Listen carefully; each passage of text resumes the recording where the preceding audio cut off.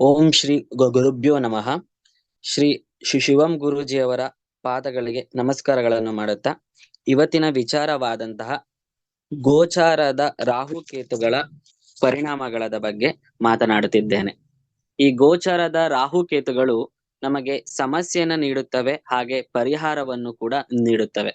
ಆದ್ರೆ ಈ ಗೋಚರದ ರಾಹುಕೇತುಗಳು ಯಾವಾಗ ನಮ್ಮ ಜಾತಕದ ಮೇಲೆ ಪರಿಣಾಮ ಬೀರುತ್ತವೆ, ಅವಾಗ ನಾವು ಒಂದು ರೀತಿಯ ಇಲ್ಯೂಷನ್ಗೆ ಪಟ್ಟಿರುತ್ತೇವೆ. ಈ ಇಲ್ಯೂಷನ್ ಇಂದಾಗಿ ನಾವು ಸಮಸ್ಯೆಗೆ ದಾರಿ ಆಗುವಂತೆ ಮಾಡುತ್ತದೆ.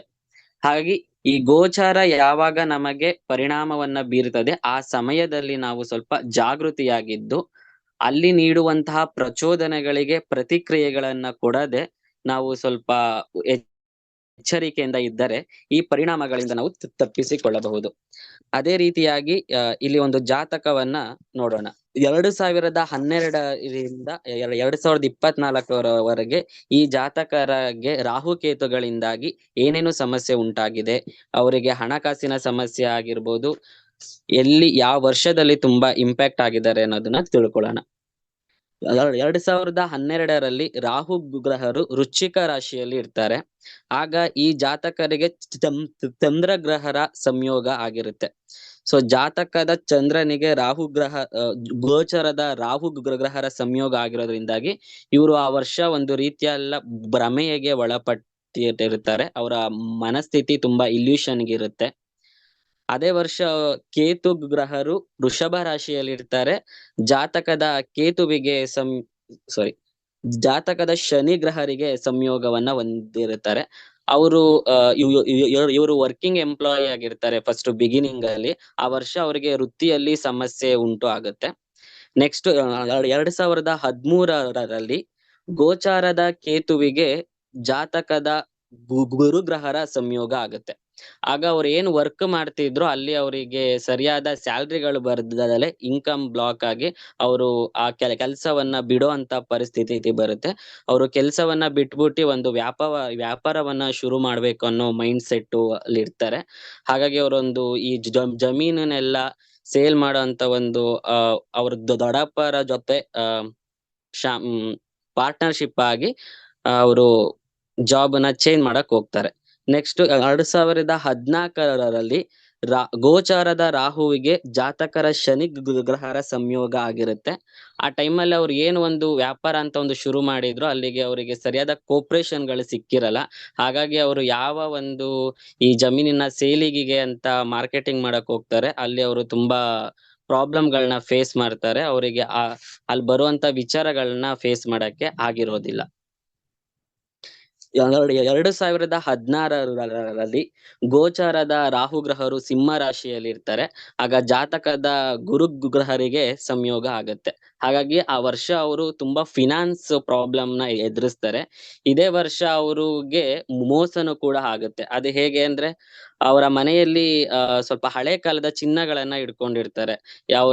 ಯಾರೋ ಒಬ್ರು ಬಂದು ಈ ಹಳೆ ಕಾಲದ ಚಿನ್ನಗಳನ್ನ ನಾವು ಸೇಲ್ ಮಾಡಿ ಹೊಸ ಚಿನ್ನಗಳನ್ನ ತಗೊಂಡ್ರೆ ಚೆನ್ನಾಗಿರುತ್ತೆ, ಈ ಹಳೇದಕ್ಕೆ ಅಷ್ಟು ಇದ್ರಲ್ಲಿ ಶೈನಿಂಗ್ ಇಲ್ಲ, ಹಾಗಾಗಿ ಇದನ್ನೆಲ್ಲ ಸೇಲ್ ಮಾಡಿದ್ರೆ ತುಂಬಾ ಕಡಿಮೆ ಬೆಲೆಗೆ ಹೋಗುತ್ತೆ ಅನ್ಬಿಟ್ಟು ಅವ್ರ ತಲೆ ಕೆಡ್ಸಿ ಅವ್ರನ್ನ ಒಪ್ಪಿಸ್ಬಿಟ್ಟು ಅವ್ರ ಹತ್ರ ಇದ್ದಂತ ಒಂದು ಓಲ್ಡ್ ಚಿನ್ನ ಅರೌಂಡ್ ಒಂದು 100 ಗ್ರಾಮ್ಸ್ ಚಿನ್ನ ಇರುತ್ತೆ, ಅದನ್ನೆಲ್ಲ ಸೇಲ್ ಮಾಡ್ತಾರೆ. ಅವರು ಸೇಲ್ ಮಾಡಿ ಅವರು ಅದಕ್ಕೆ ಚಿನ್ನ ತಗೊಳ್ಳೋ ಅಂತ ಮೈಂಡ್ ಸೆಟ್ ಅಲ್ಲಿ ಇರ್ತಾರೆ ಮತ್ತೆ. ಬಟ್ ಅದೇ ತಗೊಳಲ್ಲ. ಬಂದಿದ್ದ ಹಣವನ್ನ ಅವರು ಬೇರೆ ಕಡೆ ಇನ್ವೆಸ್ಟ್ ಮಾಡೋಣ ಅಂತ ಹೋಗಿ ಯಾವ್ದೋ ಒಂದು ಜಮೀನಿಗೆ ಇನ್ವೆಸ್ಟ್ ಮಾಡಕ್ ಹೋಗ್ತಾರೆ. ಬಟ್ ಆದ್ರೆ ಅಲ್ಲಿ ಅವ್ರಿಗೆ ಸರಿಯಾದ ಬೆಲೆಗಳಿಗೆ ಸಿಗದೆ ಆ ಜಮೀನು ಬೇರೆ ಬೇರೆ ರಿಜಿಸ್ಟ್ರೇಷನ್ ಎಲ್ಲ ಇಶ್ಯೂಸ್ ಆಗ್ಬಿಟ್ಟು ಅವ್ರೇನ್ ಇನ್ವೆಸ್ಟ್ ಮಾಡಿರ್ತಾರೆ ಆ ಜಮೀನಿಗೆ ಅಲ್ಲಿ ಅವರು ಮೋಸಕ್ಕೆ ಒಳಗಾಗ್ತಾರೆ. ಆ ವರ್ಷ ಅವರು ಚಿನ್ನನೂ ಕಳ್ಕೊಂತಾರೆ. ಈವನ್ ಜಮೀನ್ ತಗೊಳಕ್ಕೆ ಏನ್ ಹಣವನ್ನ ಇನ್ವೆಸ್ಟ್ ಮಾಡಿದ್ರು ಅಲ್ಲೂ ಕೂಡ ಅವರು ಮೋಸಕ್ಕೆ ಒಳಗಾಗಿರ್ತಾರೆ.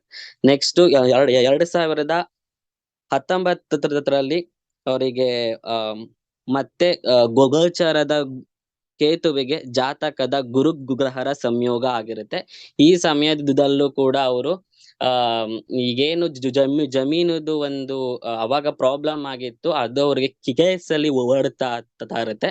ಬಟ್ ಆ ವರ್ಷ ಸ್ವಲ್ಪ ಹಣವನ್ನ ಖರ್ಚು ಮಾಡಿ ಕೇಸ್ನ ತಮ್ಮಂತೆ ಮಾಡ್ಕೊಂತಾರೆ. ಬಟ್ ಅವರು ಜಮೀನಿನ ಪಡ್ಕೊಂತಾರೆ. ಆದ್ರೆ ಜಮೀನಿನಲ್ಲಿ ಅವರು ಒಳ್ಳೆಯ ಬೆಳೆಗಳನ್ನ ಆ ವರ್ಷ ಬೆಳೆಯಕ್ ಆಗೋದಿಲ್ಲ. ಹಾಗಾಗಿ ಆ ವರ್ಷ ಅವ್ರಿಗೆ ತುಂಬಾ ಇನ್ಕಮ್ ಸಮಸ್ಯೆಗಳನ್ನೆಲ್ಲ ಎದುರಿಸಿರ್ತಾರೆ. 2022ರಲ್ಲಿ ಮತ್ತೆ ಗೋಚಾರದ ರಾಹುವಿಗೆ ಜಾತಕದ ಗುರುಗ್ರಹರ ಸಂಯೋಗ ಆಗತ್ತೆ. ಈ ಟೈಮಲ್ಲೂ ಕೂಡ ಅವರು ಈ ಸಾಲಗಳನ್ನೆಲ್ಲ ಮಾಡ್ಕೊಂಡಿರ್ತಾರೆ. ಅವರು ಅದ್ರ ಹಿಂದಿನ ವರ್ಷ ಅವರಿಗೆ ತಾಯಿಯವರಿಗೆಲ್ಲ ಆಪರೇಷನ್ಸ್ ಗಳಾಗಿರುತ್ತೆ. ಹಾಗಾಗಿ ಅವರು ಈ ಸಾಲಗಳನ್ನೆಲ್ಲ ಮಾಡ್ಕೊಂಡು ಆ ವರ್ಷ ತುಂಬಾ ಫೈನಾನ್ಸ್ ಅಲ್ಲಿ ಕಷ್ಟವನ್ನ ಪಟ್ಟಿರೋದ್ನ ನೋಡಿರ್ತೀನಿ. ಮುಂದಿನ ಜಾತಕ.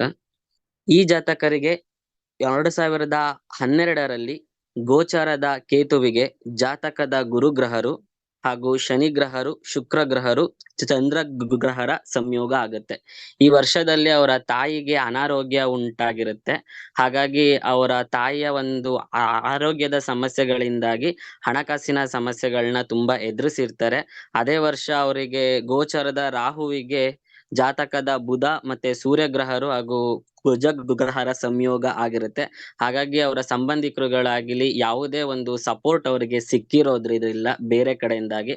ಹಾಗಾಗಿ ಜಾತಕರೇ ಅವರ ತಾಯಿಯ ಒಂದು ಆರೋಗ್ಯದ ವಿಚಾರವಾಗಿ ತುಂಬಾ ಹಣಕಾಸಿನ ಖರ್ಚುಗಳಿಗೆ ಒಳಪಟ್ಟಿರ್ತಾರೆ.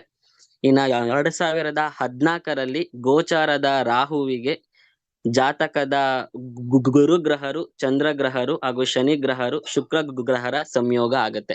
ಈ ಸಮಯದಲ್ಲೂ ಕೂಡ ಅವರು ಫೈನಾನ್ಸ್ ಪ್ರಾಬ್ಲಮ್ ನ ಫೇಸಿಂಗ್ ಮಾಡ್ತಾರೆ. ಇವರು ಆ ಟೈಮಲ್ಲಿ ಪ್ರಾಬ್ಲಮ್ಗಳು ಹೇಗ್ ಫೇಸಿಂಗ್ ಮಾಡ್ತಿದ್ದಾರೆ ಅಂದ್ರೆ ಇವರೊಬ್ರು ಜಮೀನಲ್ಲಿ ಬೆಳೆ ಬೆಳೆಯುವಂತ ವ್ಯಕ್ತಿ. ಆ ವರ್ಷ ಅವರು ತುಂಬಾ ಎಕ್ಸ್ಪೆಕ್ಟೇಷನ್ ಇಟ್ಕೊಂಡು ತರಕಾರಿಗಳನ್ನ ಬೆಳೆಯೋದಕ್ಕೋಸ್ಕರ ಹಾಕಿರ್ತಾರೆ. ಆದ್ರೆ ಅವರಿಗೆ ಎಕ್ಸ್ಪೆಕ್ಟೇಷನ್ ಅವರು ಬೇರೆ ಮಾರ್ಕೆಟಿಂಗ್ ಅಲ್ಲಿ ಅದಕ್ಕೆ ಒಳ್ಳೆ ವ್ಯಾಲ್ಯೂ ಇರುತ್ತೆ. ಆದ್ರೆ ಇವರ ಬೆಳೆ ಬರೋಷ್ಟೊತ್ತಿಗೆ ಆ ವ್ಯಾಲ್ಯೂ ಎಲ್ಲ ಕಡಿಮೆ ಆಗಿ ಅವ್ರೇನ್ ತರಕಾರಿ ಬೆಳೆದಿದ್ರೋ ಅದಕ್ಕೆ ಸರಿಯಾದ ಲಾಭವನ್ನ ಪಡ್ಕೊಂಡಿರೋದ್ರಿಲ್ಲ. ಹಾಗಾಗಿ ಆ ವರ್ಷ ಕೂಡ ಅವರಿಗೆ ಆ ತರಕಾರಿಯನ್ನ ಬೆಳೆಯೋದಿಕ್ಕೆ ಏನ್ ಇನ್ವೆಸ್ಟ್ ಮಾಡಿದ್ರೋ ಆ ವಿಚಾರದಲ್ಲಿ ಅವರಿಗೆ ಮೋಸ ಉಂಟಾಗಿರುತ್ತೆ. ಅವ್ರು ಹಾಕಿರುವಂತ ಇನ್ವೆಸ್ಟಿಗೆ ಅಟ್ಲೀಸ್ಟ್ ಅದಕ್ಕೆ ಸರಿಸಮಾನ ಆಗುವಂತಾದರೂ ಅದನ್ನ ಒಂದು ಆದಾಯ ಅವರು ಆ ವರ್ಷ ಕಂಡಿರೋದಿಲ್ಲ. ಅದೇ ರೀತಿ 2017ರಲ್ಲಿ ಗೋಚಾರದ ಗುರು ಗ್ರಹರಿಗೆ ಕೇತು ಗ್ರಹರ ಸಂಯೋಗ ಆಗತ್ತೆ.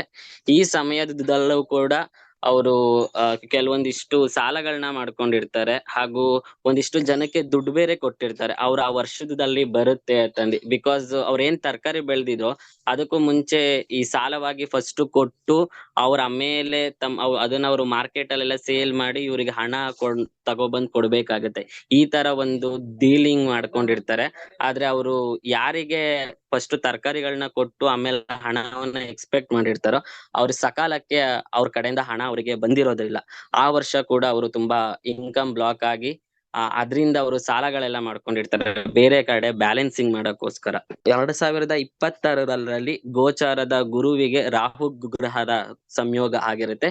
ಈ ವರ್ಷ ಅವರು ವಿಸ್ತರಣೆ ಮಾಡಕ್ಕೋಸ್ಕರ ಅವ್ರ ಹತ್ರ ಒಂದಿಷ್ಟು ಜಮೀನ್ ಇರುತ್ತೆ. ಅವ್ರ ಪಕ್ಕ ಜಮೀನು ಕೂಡ ಅವರು ತಗೊಳ್ಳೋ ರೀತಿ ಪ್ಲಾನ್ ಹಾಕಿರ್ತಾರೆ. ಬಟ್ ಆ ವರ್ಷ ಅವರಿಗೆ ಅಷ್ಟು ಸಪೋರ್ಟಿವ್ ಆಗಿ ಇರೋದಿಲ್ಲ ನೇಚರ್.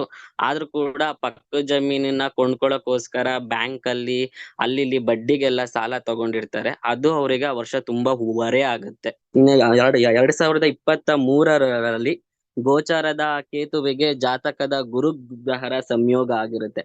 ಆ ಟೈಮಲ್ಲೂ ಕೂಡ ಅವ್ರಿಗೆ ಹಣಕಾಸಿನ ಸಮಸ್ಯೆ ಉಂಟಾಗುತ್ತೆ. ಇದೇ ಟೈಮಲ್ಲಿ ಈ ಜಾತಕರ ಮ್ಯಾರೇಜ್ ಕೂಡ ಇರುತ್ತೆ. ಅವ್ರದ್ದು ಮ್ಯಾರೇಜ್ ಖರ್ಚು ವಿತ್ ಹಳೇದು ಈ ಜಮೀನನ್ನ ಕೊಂಡ್ಕೊಂಡಾಗ ಆದಂತ ಸಾಲಗಳು ಇವನ್ನೆಲ್ಲವನ್ನು ಬ್ಯಾಲೆನ್ಸಿಂಗ್ ಮಾಡಕ್ಕೋಸ್ಕರ ಈ ಜಾತಕರು ತುಂಬಾ ಶ್ರಮ ಹಾಕಿರೋದನ್ನ ಕಂಡಿರ್ತೀವಿ. ನೆಕ್ಸ್ಟ್ ಮುಂದಿನ ಜಾತಕಕ್ಕೆ ನೋಡೋಣ. ಈ ಜಾತಕರು ವರ್ಕಿಂಗ್ ಎಂಪ್ಲಾಯಿ. ಈ ಜಾತಕರಿಗೆ 2012ರಲ್ಲಿ ಗೋಚರದ ರಾಹುವಿಗೆ ಜಾತಕದ ಗುರುಗ್ರಹರು ಮತ್ತು ಶುಕ್ರ ಗ್ರಹರು, ಕುಜ ಗ್ರಹರ ಸಂಯೋಗ ಇರುತ್ತೆ. ಈ ವರ್ಷ ಅಲ್ಲಿ ಜಾತಕರಿಗೆ ಅತ್ಯಧಿಕ ಖರ್ಚುಗಳು ಬರುತ್ತೆ. ಬಿಕಾಸ್ ಯಾಕೆಂದ್ರೆ ಆ ವರ್ಷ ಅವರ ತಂಗಿಯ ಮ್ಯಾರೇಜ್ ಇರುತ್ತೆ. ಹಾಗಾಗಿ ಮ್ಯಾರೇಜ್ಗೋಸ್ಕರ ತುಂಬಾ ಅನಾವಶ್ಯಕವಾಗಿ ಹಣಗಳನ್ನೆಲ್ಲ ಖರ್ಚು ಮಾಡ್ಕೊಂಡು ಇರ್ತಾರೆ. ಹಾಗಾಗಿ ಆ ವರ್ಷ ಅವರು ತುಂಬಾ ಹಣಕಾಸಿನ ಸಮಸ್ಯೆಗಳನ್ನ ಎದುರಿಸಿರ್ತಾರೆ. ಅದೇ ರೀತಿಯಾಗಿ 2013ರಲ್ಲಿ ಗೋಚಾರದ ರಾಹುವಿಗೆ ಜಾತಕದ ಶನಿ ಗ್ರಹರ ಸಂಯೋಗ ಆಗತ್ತೆ. ಅವ್ರೇನು ವರ್ಕಿಂಗ್ ಅಲ್ಲಿ ಇದ್ರೋ ಆ ವರ್ಷ ಅವರಿಗೆ ಇನ್ಕ್ರಿಮೆಂಟ್ ಎಲ್ಲ ಆಗ್ಬೇಕಾಗಿರುತ್ತೆ. ಆದ್ರೆ ಅವ್ರ ಪರ್ಫಾರ್ಮೆನ್ಸ್ ಬೇಸ್ಡ್ ಮೇಲೆ ಸ್ವಲ್ಪ ಸಮಸ್ಯೆ ಆಗಿ ಆ ವರ್ಷ ಅವ್ರಿಗೆ ಇನ್ಕ್ರಿಮೆಂಟ್ ಆಗಿರೋದಿಲ್ಲ. ಅಲ್ಲಿ ಅವರಿಗೆ ಸಮಸ್ಯೆ ಆಗಿದ್ದು 2014ರಲ್ಲಿ ಗೋಚಾರದ ಕೇತುವಿಗೆ ಜಾತಕದ ಗುರು ಗ್ರಹರ ಸಂಯೋಗ ಆಗತ್ತೆ. ಹಾಗಾಗಿ ಆ ವರ್ಷ ಹಿಂದಿನ ವರ್ಷ ಇನ್ಕ್ರಿಮೆಂಟ್ ಸರಿಯಾಗಿ ಆಗಿಲ್ದಿರೋದ್ರಿಂದಾಗಿ ಆ ವರ್ಷ ಅವರದ್ದು ಹಳೆ ಸ್ಯಾಲರಿಯಲ್ಲೇನೆ ಲೈಫ್ ನ ನಡ್ಸ್ಕೊಂಡು ಹೋಗುವಂತ ಪರಿಸ್ಥಿತಿ ಬರುತ್ತೆ. ಹಾಗಾಗಿ ಆ ವರ್ಷ ಅವರು ಏನೇನ್ ಪ್ಲಾನ್ ಮಾಡಿರ್ತಾರೆ ಅವೆಲ್ಲ ಸ್ಟಾಪ್ ಆಗಿರುತ್ತೆ, ಇನ್ಕಮ್ ಬ್ಲಾಕ್ ಆಗಿರೋದ್ರಿಂದಾಗಿ. ಮತ್ತೆ 2017ರಲ್ಲಿ ಗೋಚಾರದ ರಾಹುವಿಗೆ ಜಾತಕದ ಗುರು ಗ್ರಹರ ಸಂಯೋಗ ಆಗುತ್ತೆ. ಈ ವರ್ಷದಲ್ಲೂ ಕೂಡ ಅವರು ಸಮಸ್ಯೆಗೆ ಒಳಪಡ್ತಾರೆ. ಕಾರಣ ಹೇಗೆ ಅಂದ್ರೆ ಅವ್ರ ಹತ್ರ ಒಂದಿಷ್ಟು ಸೇವಿಂಗ್ ಅಮೌಂಟ್ ಅಂತ ಇಟ್ಕೊಂಡಿರ್ತಾರೆ. ಆ ವರ್ಷ ಅವರ ಸಂಬಂಧಿಕರಲ್ಲಿ ಅಂದ್ರೆ ಹತ್ತಿರದ ಸೋದರ ಮಾವನೇ ಬಂದು ಅವ್ರ ಹತ್ರ ಹಣವನ್ನ ಕೇಳ್ತಾರೆ. ಅವರ ಯಾವುದೋ ಒಂದು ಅನಾರೋಗ್ಯದ ವಿಚಾರವಾಗಿ ಅವರು ಹಣ ವಾಪಸ್ ಬರುತ್ತೆ ಅನ್ನೋ ಇಂಟೆನ್ಷನ್ ಅಲ್ಲಿ ಅವರಿಗೆ ಹಣವನ್ನ ಕೊಟ್ಟಿರ್ತಾರೆ.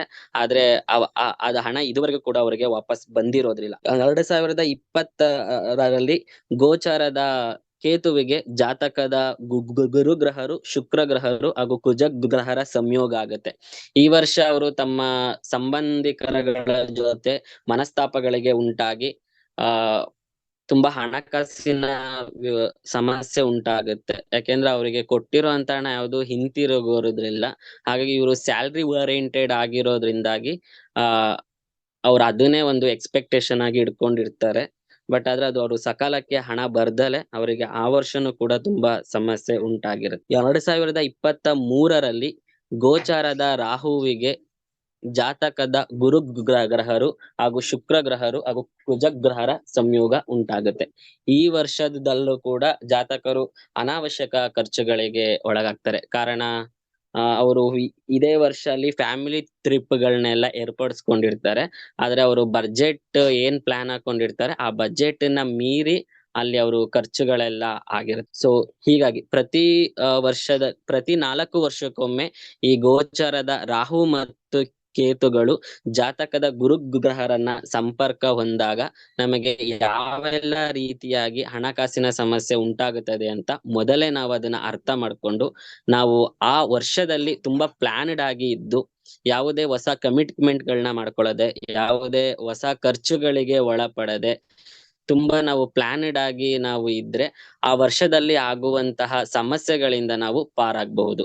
ಇನ್ ಕೇಸ್ ನಾವು ಅದರ ಅರಿವಿಲ್ಲದೆ ಆ ವರ್ಷದಲ್ಲಿ ಏನಾದರೂ ಆ ಹಣಕಾಸಿನ ಸಮಸ್ಯೆಗೆ ಒಳಪಟ್ಟರೆ ಅಥವಾ ಆ ಗೋಚಾರದ ಪ್ರಚೋದನೆಗೆ ನಾವು ಪ್ರತಿಕ್ರಿಯೆಯನ್ನ ನೀಡಿದರೆ ಆ ವರ್ಷದಲ್ಲಿ ಆಗುವಂತಹ ಸಮಸ್ಯೆಗಳನ್ನ ಮುಂದಿನ 4 ವರ್ಷಗಳಲ್ಲಿಯೂ ಕೂಡ ನಾವು ಅದನ್ನ ಫೇಸ್ ಮಾಡುವಂತಹ ಸಂದರ್ಭಗಳು ಎದುರಾಗುತ್ತದೆ. ಹಾಗಾಗಿ ಈ ಗೋಚರದ ಪರಿಣಾಮಗಳನ್ನ ಅರ್ಥ ಮಾಡ್ಕೊಂಡು ಯಾವಾಗ ನಮಗೆ ಸಮಸ್ಯೆ ಇರುತ್ತದೆ ಆ ವರ್ಷದಲ್ಲಿ ನಾವು ತುಂಬಾ ಎಚ್ಚರಿಕೆಯಾಗಿ ಇರಬೇಕು ಅಂತ ಕೇಳ್ಕೊಳ್ಳುತ್ತಾ ಜಾತಕ ವಿಶ್ಲೇಷಣೆ ಮಾಡಲು ಅವಕಾಶ ಕೊಟ್ಟಂತ ಶಿವಂ ಗುರೂಜಿ ಅವರಿಗೆ ಧನ್ಯವಾದಗಳನ್ನು ಹೇಳುತ್ತಾ ನನ್ನ